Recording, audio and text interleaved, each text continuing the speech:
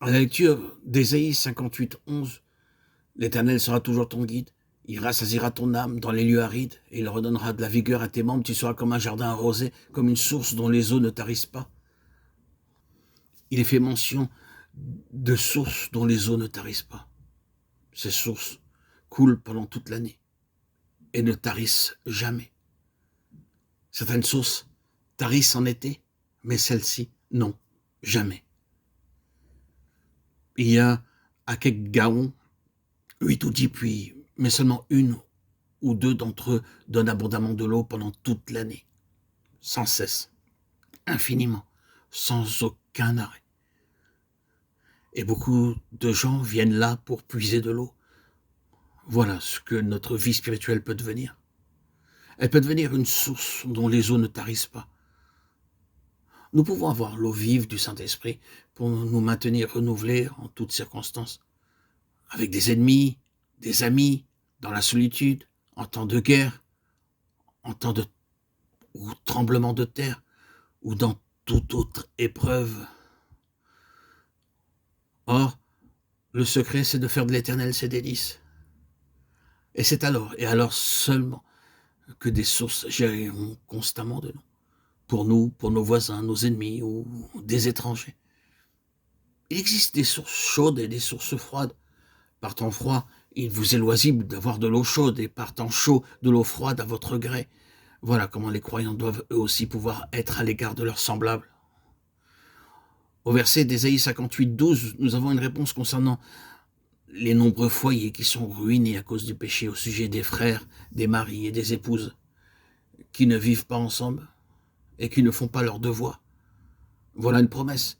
On t'appellera réparateur des brèches, celui qui restaure les chemins, qui rend le pays habitable. Ceux dont les vies sont ruinées par des querelles de famille ou de mauvaises habitudes peuvent être restaurés et édifiés dans le Seigneur par la prière et la communion fraternelle, comme le fut Onésime qui vint chez Paul et qui fut transformé et devint un docteur de la parole.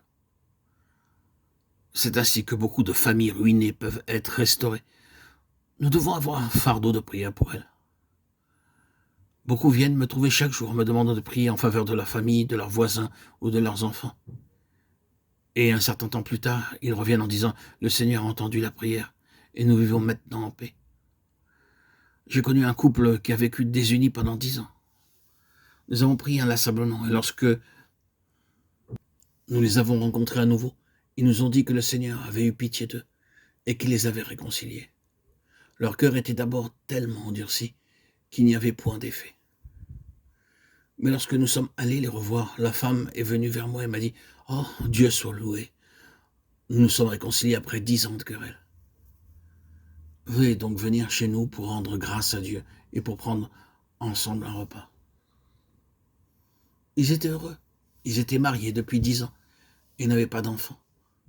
Maintenant, ils vont avoir un enfant. C'est ainsi que nous pouvons édifier des lieux désolés.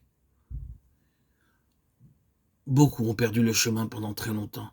De nombreux chrétiens ont entendu l'évangile, mais ils ne savent pas ce qu'est l'Église parce que leurs yeux s'attachent à des édifices, des rites et des cérémonies. Les chrétiens de nom n'ont aucune notion du salut, ne savent pas sur quoi est fondée l'Église.